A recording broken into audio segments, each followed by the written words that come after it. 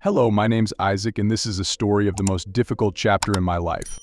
I faced humiliation, belittling, and some terrible challenges from those closest to me, and this is a tale of how I overcame two of the worst bullies I've ever met. My story spans several years, and it all began when I first met Ava. I was a young graduate, fresh out of college, and struggling to land on my feet. I'd met Ava in high school and always had a crush on her, but we drifted apart once we went to separate colleges. I desperately tried to find her on social media or reach out to her through our mutual friends, but as the years went by, I was never able to properly contact her. Once I graduated, a friend of mine got me a position in a clothing factory as an assistant engineer for the machines. I was grateful for my first ever job and cherished it dearly. Since college, I dreamt of my own startup with my own employees, but I figured only sheer ambition wouldn't cut it. If I came from a wealthy home, I would have perhaps invested money into my startup, but I came from a modest family where we struggled to make ends meet. Therefore, I quickly learned that to achieve my dream, I was going to have to start at the bottom of a company and work my way to the top, so I could earn just enough to fuel my startup aspirations. The clothing factory, where I landed a job, seemed like the right fit. In a strange twist of fate, it was in this very factory where I reunited with Ava. The clothing factory was run by an elderly businessman named Hugo. It was a family business. I was in charge of the factory's machines to ensure they were functioning well. While carrying out a routine check one afternoon, I noticed a stunning woman wandering within the factory. "Excuse me, miss. Can I help you?" "You're not supposed to be in here." "I'm not?" "I'm afraid not. This is staff only." "That's okay. I'm just here to see my father." Before I could inquire further, Hugo suddenly appeared from behind me. "Isaac, good to see that you've met my daughter, Ava." I was taken aback by this. Ava looked at me with a grin. It was unmistakable. That's when I recognized her instantly.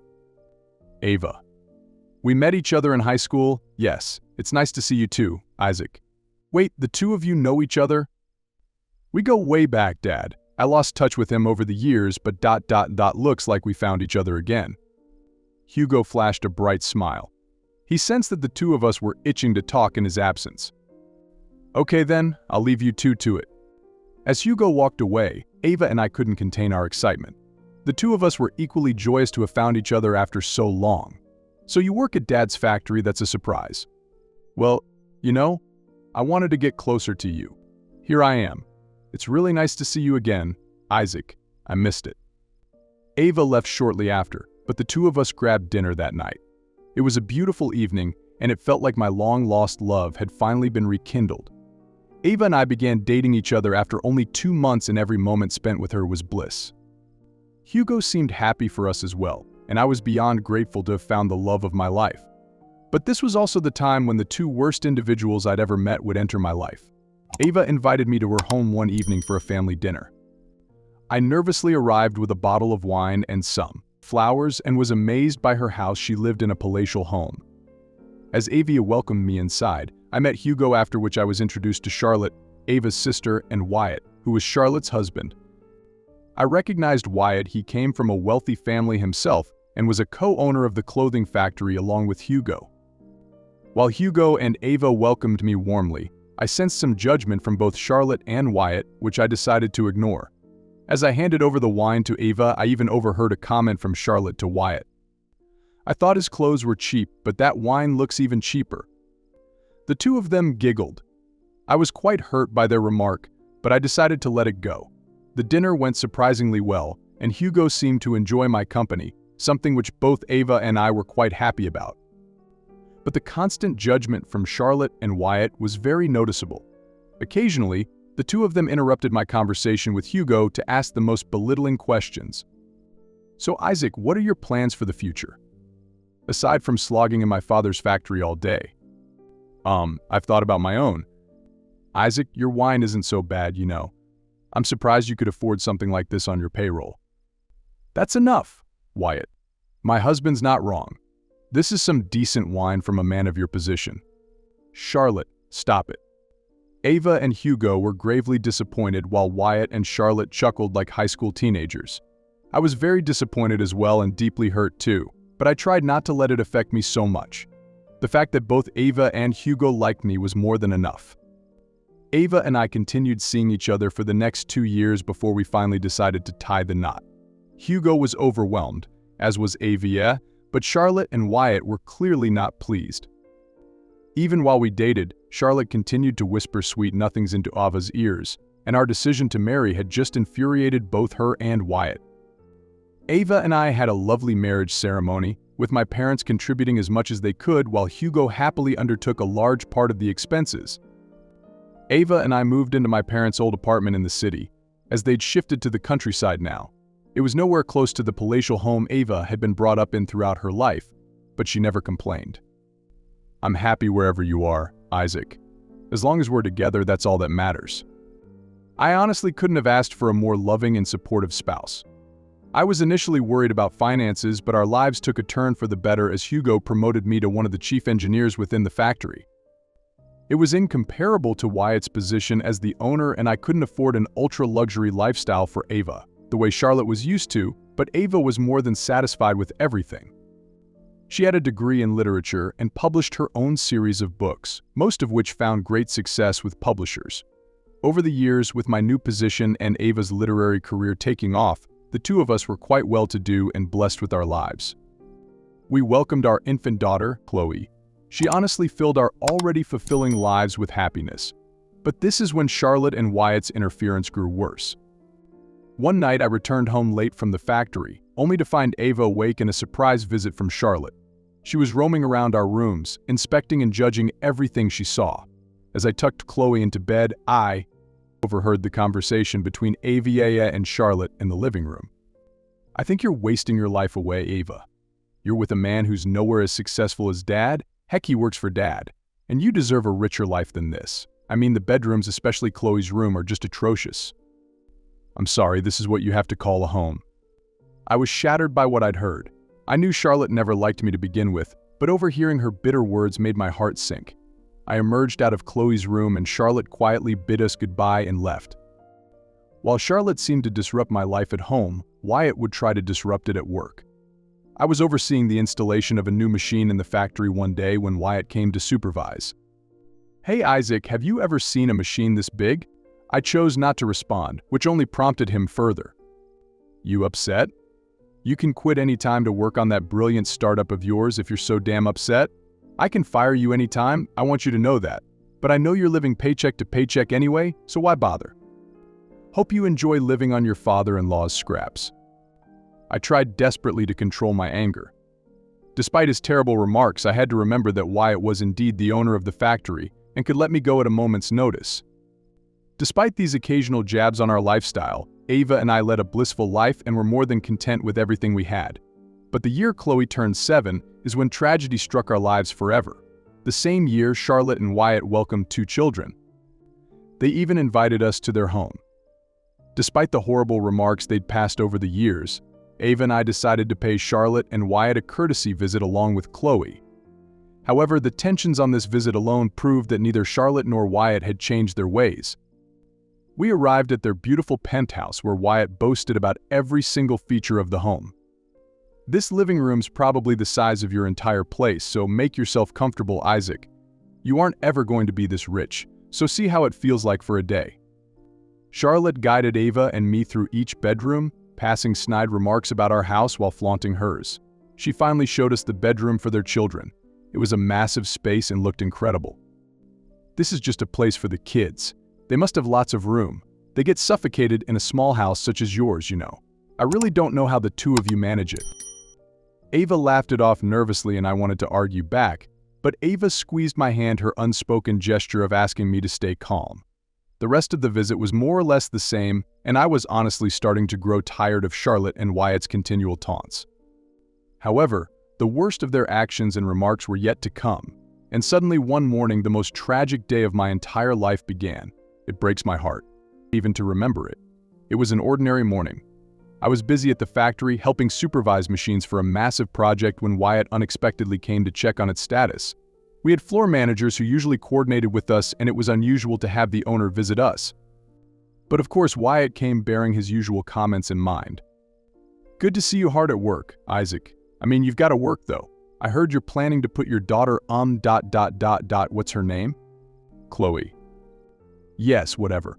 Heard you're planning to enroll her in some fancy kindergarten. Good luck with that. I don't know why people like you chase after a lifestyle like mine. I mean, just give up if you can't afford it. I'd controlled my anger enough, but Wyatt's remarks were pushing me to my limits. Sensing my anger, he came closer, eager to break me. You think you're better than me, Isaac? You think you can make some $1 million startup and be as rich as me? Do you think you can ever do that? It's not yours, Wyatt. I'm sorry? I said, it's not yours. The wealth isn't yours, it's your parents' money, so why don't you just accept that? Wyatt was quite surprised. Oh, so that's how you want to play it, huh? He stood up on a platform and asked everyone to stop what they were doing. I was nervous and wondered what he was up to. All engineers on this floor, kindly leave. You have the day off. Our chief engineer Isaac will be monitoring all the machines on his own. This is a direct order. I was in shock. I couldn't believe Wyatt would act this unprofessional and petty, but I simply had to rush home that day. Eva was feeling unwell and I had to pick up Chloe from daycare and take medicines home for AVA. As I saw the floor engineers leaving, I approached Wyatt, desperate to change his mind. Listen, I'm sorry for what I said, Wyatt. Could you please not do this? Not today? I'm willing to work overtime tomorrow as long as you need, but I need to be home right now with Ava and I've got to pick up Chloe too. That's not my problem, Isaac. That's yours. You're staying back today, and if I hear another peep out of you, you're getting demoted. Wyatt, please don't do this. You picked the wrong fight, Isaac. I've been patient enough with a cheapskate like you for a brother-in-law. I feel ashamed that someone so cheap and lowly could be part of my family. You should be grateful that you're working in your father-in-law's factory. I'm richer than Hugo, and that's something you can only dream of. Now, if you even attempt to leave, don't try coming back tomorrow. You'll be fired. Before I could protest, Wyatt stormed away. I felt immediately guilty about the hole I'd just dug for myself. I'd been patient and held my tongue throughout all these years. I should have done it that day as well. Little did I know that my sudden rebellion against Wyatt would coincide with the worst day of my entire life.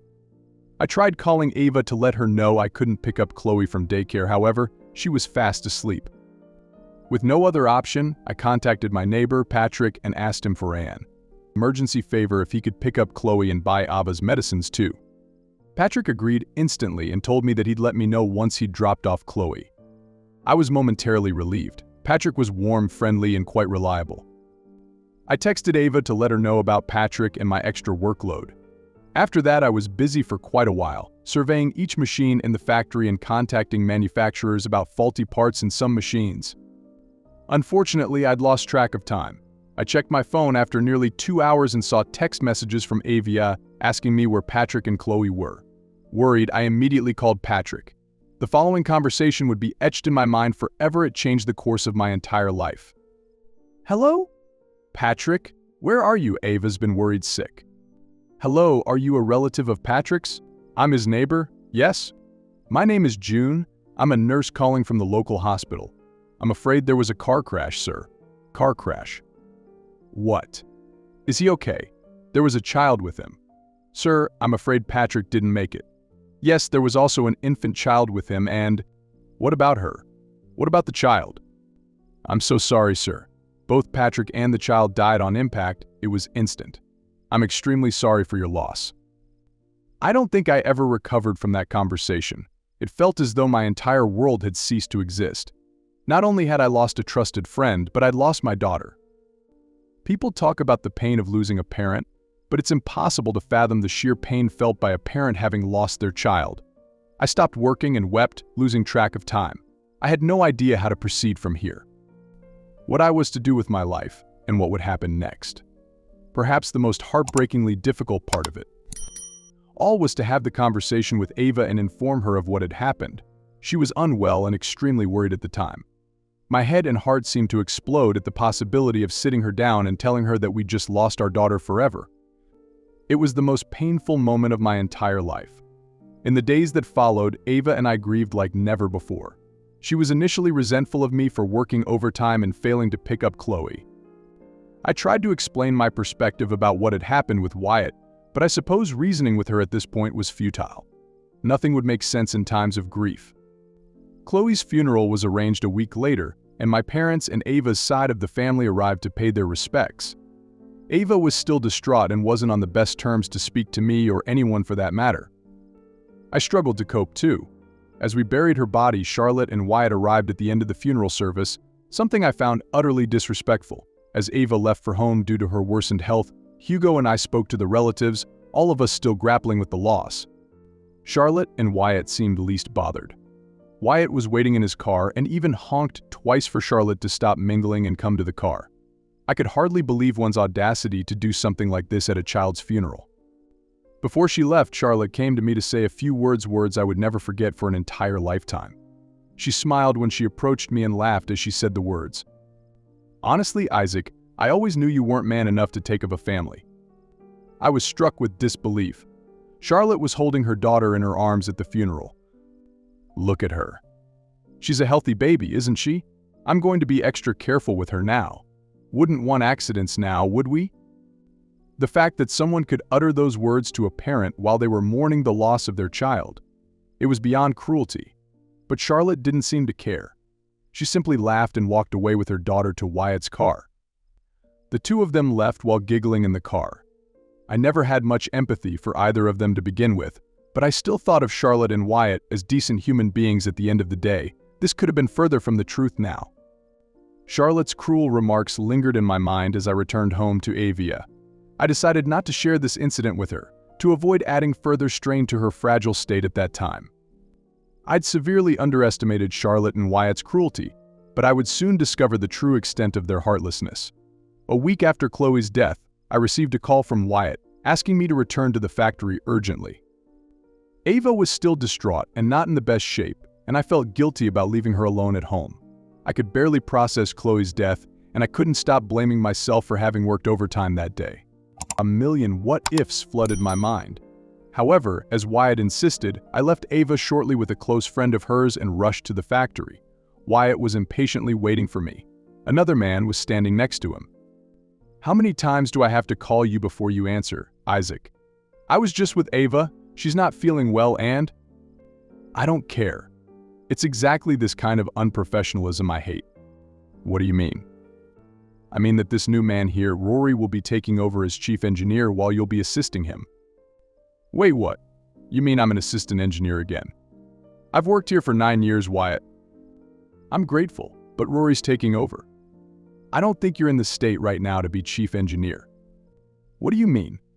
How can you decide that, Wyatt?" "I'm going to have a word with Hugo." Wyatt began laughing. "You haven't heard? Hugo's stepping down and I'm assuming full control of the factory operations. It's my rules all the way, Isaac." Wyatt kept laughing as he walked away with Rory, familiarizing him with the factory. I couldn't believe Wyatt's sheer abuse of power, and with the devastating news of Hugo stepping down, I could hardly imagine what it meant for Wyatt to have complete power. Despite Wyatt and Charlotte's utter lack of sympathy, I accepted the position of assistant engineer, desperate not to lose this position as well. However, over the next 4 years, I endured some of the most heartbreaking and exhausting challenges imaginable. In the aftermath of Chloe's death, Ava slowly recovered a year later, not fully, but just enough to seem even a tiny bit like her former self. I felt guilty about constantly working overtime at the factory and leaving her home alone. Therefore, I began clocking in earlier at work to support Ava at home and be by her side, even if that meant Wyatt cutting my paychecks. I initially didn't care, and it felt wonderful to spend time with Ava again after everything. But this time was short-lived, and Wyatt often called in all workers for emergency production. He was taking on a lot more orders for the factory, biting off way more than he could chew. But he certainly didn't care since none of the labor was to be directly carried out by him. Unfortunately, to keep up with the supply of production, I once again had to start working overtime. Ava assured me she'd be fine in that. Charlotte was willing to keep her company at home. I felt sick just thinking about that woman being with Ava, even though they were sisters. I never told Ava what Charlotte had said to me at the funeral, but I was afraid of the two of them being alone at home. I don't believe there was any significant issue, and Ava seemed quite normal to me during the time Charlotte was with her.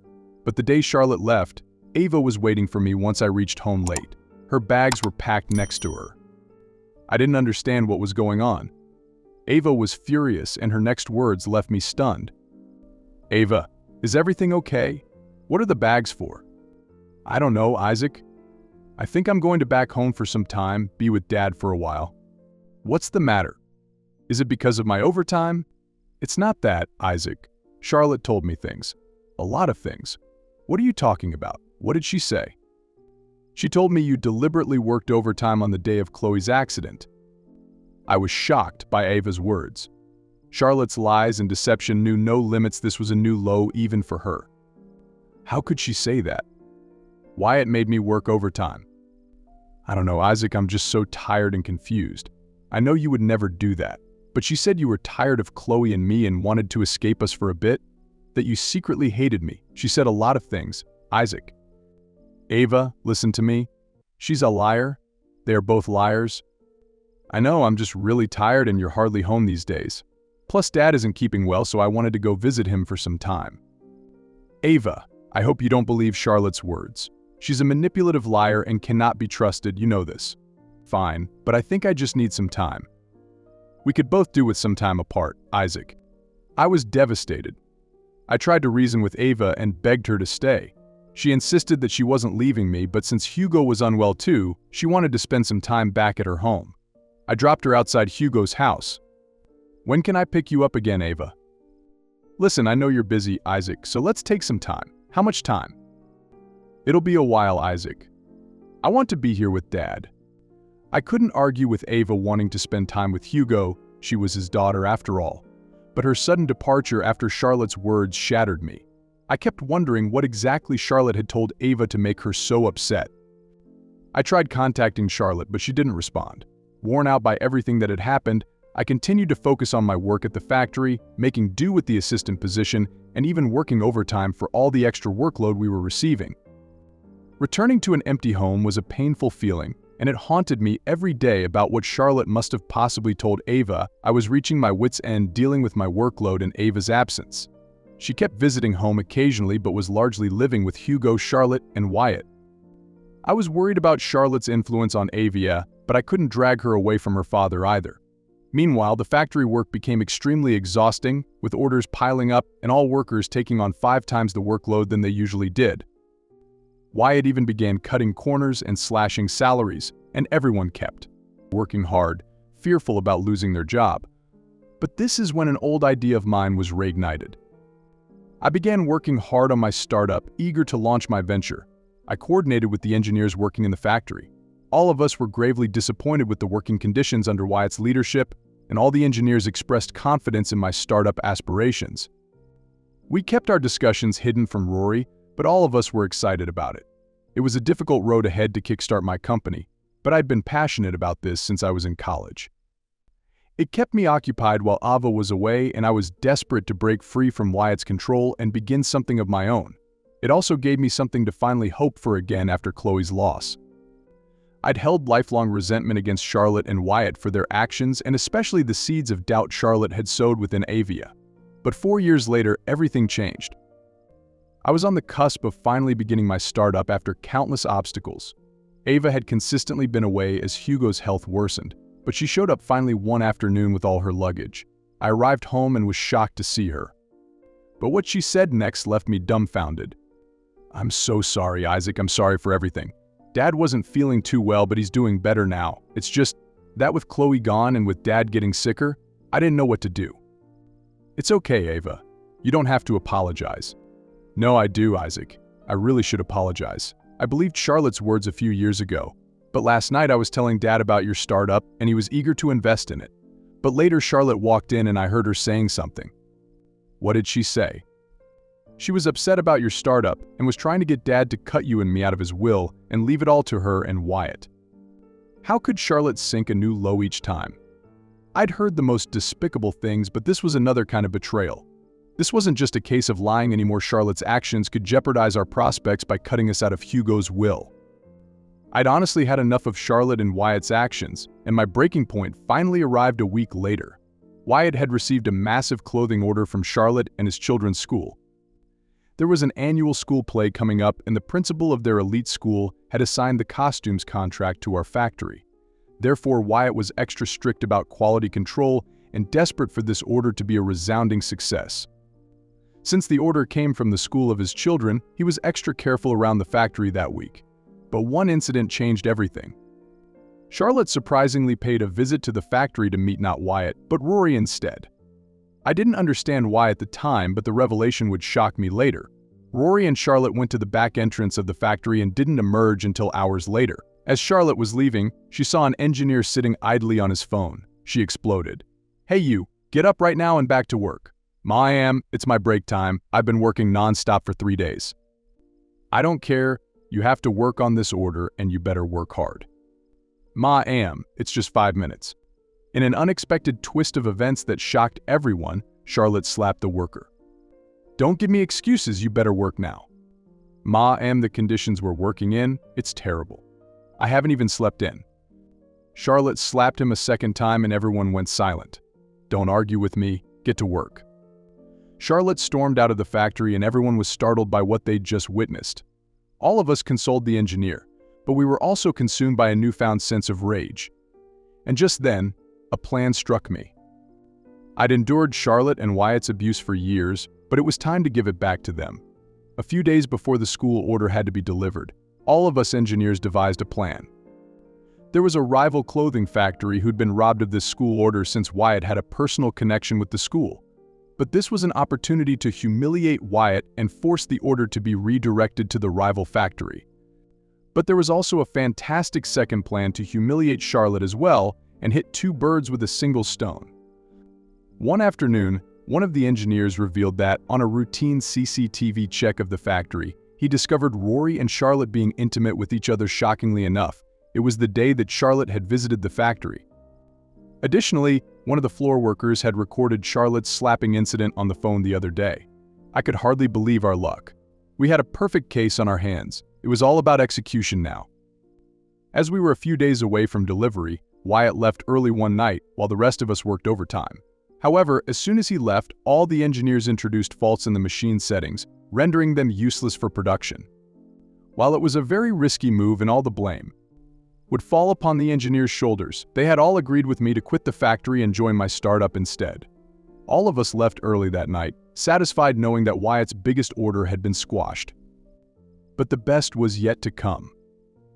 Overnight, I anonymously emailed Charlotte's clip to the principal of her children's school and circulated it on social media as well for the world to see her cruelty.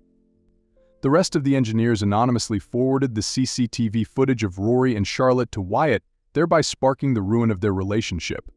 Wyatt even arrived the next day at the factory to find all the engineers missing and none of the machines working. The school's principal was livid and transferred the order over to the rival factory and asked both Charlotte and Wyatt to withdraw their children from the school. Over the course of a single night, Wyatt and Charlotte's lives had completely changed. The loss of the school order meant a significant professional setback for him, and the circulation of Charlotte's video along with the revelation of her infidelity finally meant that the two of them would suffer the consequences of their actions. Wyatt naturally fired all key engineers involved, but none of us were quite bothered. We'd planned for this all along. I returned home to AVA and embraced her. It felt incredibly satisfying that justice had been served to the two most cruel and twisted people in my life. However, this moment was interrupted by a knock on the front door of our house. I opened the door and couldn't believe who stood there. "Charlotte?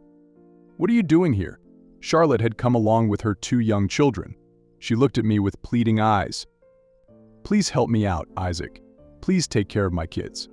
Wyatt's left me, my reputation's ruined. Please." I remember the mix of emotions I felt in that moment: anger, satisfaction, pity, and even a bit of empathy. But each time I decided to empathize with Charlotte, Chloe crossed my mind along with Charlotte's remarks at her funeral. I felt pity and even guilt staring at Charlotte's kids and the desperation in their faces. For a moment I wondered if it would be worth it to turn them away, but then I recalled her laugh at Chloe's funeral and the wedge she drove between Ava and me. Her actions had been unforgivable. "I'm afraid I can't do that, Charlotte. 4 years ago you told me you'd be extra careful with your kids, and I'm sorry to see you like this. I'm sorry that Wyatt isn't man enough to take care of you and your kids, and I certainly won't be caring for you at all.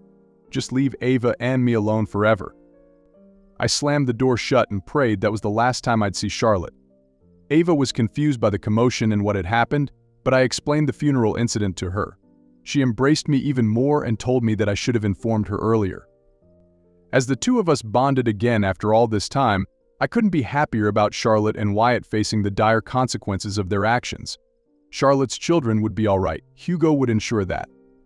But her life without Wyatt was effectively over, and so was Wyatt's without the factory. Nothing could be more satisfying than seeing these two being served a taste of their own bitter and cruel medicine.